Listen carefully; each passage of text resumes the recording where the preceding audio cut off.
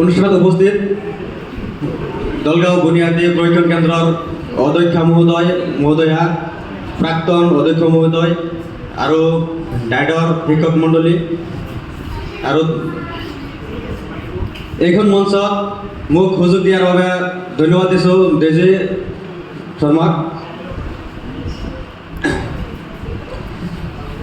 আজিৰ উপস্থিত আজিৰ স্পেচিয়েল গেষ্ট বিশেষ অতিথি আজিৰ বিদায় ল'ব লগা চতুৰ্থ সন্মানীয় ষ্টুডেণ্টসকল আমাৰ অগ্ৰজ আৰু মোৰ ক্লাছমেট। আচলতে এই অনুষ্ঠান কেন্দ্ৰটো এটা এনেকুৱা অনুষ্ঠান য'ত মানে আমি ইমান ডাঙৰ হোৱাৰ পিছতো আকৌ ল'ৰা ছোৱালীৰ নিচিনা যেতিয়া এটা মনোভাৱ আকৌ ৰিটাৰ্ণ পাইছোঁ, বহুত ভাল লাগিছে ইয়াতে আহি। মোৰ এই অনুষ্ঠানত এতিয়া যিহেতু সভা শেষে হ'ব, ভাঙা সভাত এতিয়া ৰাগ দিব ওলাইছোঁ আৰু এতিয়া ক'ব গ'লে বিভিন্ন মেমৰি গঠন হৈছে আপোনালোকৰ দ্বাৰা।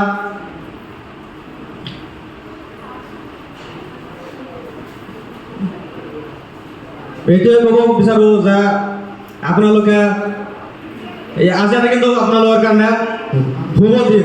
আপোনালোকে এইটো নাভাবিব যে বিদায় লৈ আছোঁ আজি দুখৰ দিন, এনেকুৱা নাভাবিব। এইটো এটা শুভ দিন, কাৰণ আমি যেতিয়া ইয়াতে এডমিশ্যন ল'লোঁ ভাবিছোঁ যে কেতিয়া আমি এই অনুষ্ঠানটো কমপ্লিট কৰিম। আমি এতিয়াও আৰু 1 বছৰ বাকী আছে, কিন্তু এই দিনটো আপোনালোকে অলৰেডি কমপ্লিট কৰি দিলে। ইয়াৰ কাৰণে আপোনালোকৰ এটা বিশেষ শুভ দিন। সেইকাৰণে আপোনালোকে ইয়াৰ কাৰণে বেয়া পাব নালাগে, দুখ মন কৰিব নালাগে। আমি কামনা কৰোঁ যাতে আপোনালোকৰ ভৱিষ্যত উজ্জ্বল কামনা মংগল হওক। আৰু অলপ আগতে কৈ গৈছে কপিল দাই যে মই কিবা ভুল কৰিছোঁ নেকি। এনেকুৱা বহুত বেটছ কৰিছোঁ আমিও, যে ছিনিয়ৰ কিছুমান এনেকুৱা থাকে দেখিলে বেয়া লাগে, খং উঠে, নাম শুনিলেও কিছুমানে খং উঠে।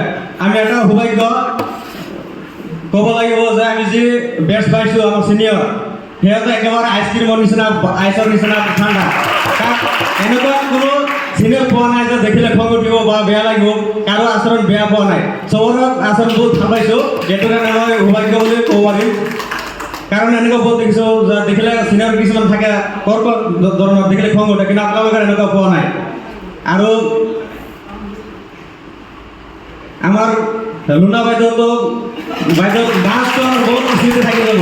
যেতিয়া আমি প্ৰথম দিনা আহিছিলোঁ 14 নৱেম্বৰ 2023 চনৰ প্ৰথম দিনাই বাইদেউ কঁকাল হেলয় ভাঙি ডান্স কৰিছে, হাত দুটা লগাই। সেই স্মৃতিটো এতিয়া মনত পৰি আছে মোৰ। আজিও লাষ্ট পৰ্যায়তো ডান্সটো কৰিলে, বিভিন্ন প্ৰগ্ৰেমতো ডান্স কৰিছে, আৰু বেলেগ বেলেগ বাইদেউসকল আছে তেখেতসকলেও ডান্স কৰিছে। সেইবিলাক স্মৃতি আমাৰ চিৰ কাললৈ মনত থাকি যাব। আৰু আশা ৰাখোঁ যে আপুনি আজি এনেকুৱা নহয় যে আপোনালোকে আজি গুচি গৈছে আৰু কেতিয়াও নহয়। আমি সদায় আহ্বান কৰিম, যেতিয়াই চান্স পাই যিকোনো অনুষ্ঠান আমি পাতিম, আমি 1 বছৰত আমি চান্স পালে আপোনালোকক আমন্ত্ৰণ কৰিম। আপোনালোকে যদি পাৰে আহি যাব, আকৌ ডান্সবিলাক আমাক দেখুৱাব, কিছুমান গান গাব, আৰু বিভিন্ন দাদা বাইদেউসকলৰ পৰা আৰু পৰামৰ্শ ল'ম। সেইটো আমাৰ আহ্বান থাকিল। কিছুমান দাদা বাইদেউসকল কপিল দাৰ অবিনাশ দাৰ লগত ভাল কণ্টেক্ট আছে, কিন্তু ইয়াৰ মাজতো এটা অতি পৰিতাপৰ বিষয় যে আমাৰ বাইদেউসকলৰ লগত কাৰো এতিয়ালৈকে ভাল কানেকশ্যন হ'ব নোৱাৰিলোঁ। কাৰো কণ্টেক্ট নম্বৰো নাই। পাৰিলে আপোনালোকে দি যাব, যাতে ভৱিষ্যত কিবা আপোনালোকে এনেকুৱা নহয় যে আপোনালোক ডাঙৰ, আপোনালোকৰ পৰা আমিও এডভাইচ ল'ম। এনেকুৱা কিছুমান ফিল্ডত আছে আমাৰ পৰাও আপোনালোকে বুদ্ধি পৰামৰ্শ ল'ব। এনেকুৱা নহয় যে সৰু বুলি আমাক অৱজ্ঞা নকৰিব। আমিও প্ৰত্যেক মানুহে বিভিন্ন ফিল্ডত এক্সপাৰ্ট থাকে। আমি ভাবোঁ যে সকলোৱে মিলি আমাৰ জীৱন প্ৰণালীটো যাতে আকৌ আৰু বেছি ডেভেলপ কৰিব পাৰোঁ, তাৰ কাৰণে আমি আহ্বান ৰাখিলোঁ। ভাবিলোঁ মোৰ এটা আশা থাকে যাতে আপোনালোকেও এই ক্ষেত্ৰত ছাপোৰ্ট কৰিব। ভৱিষ্যত দেখা দেখি হ'লে বা বিভিন্ন মাধ্যমৰ জৰিয়তে যাতে আমাক সহায় সহযোগিতা বা সম্পৰ্ক কোঅপাৰেশ্যন যাতে কমিউনিকেশ্যনটো বজাই ৰাখে, ইয়াৰ কাৰণেও আপোনালোকক আহ্বান জনালোঁ।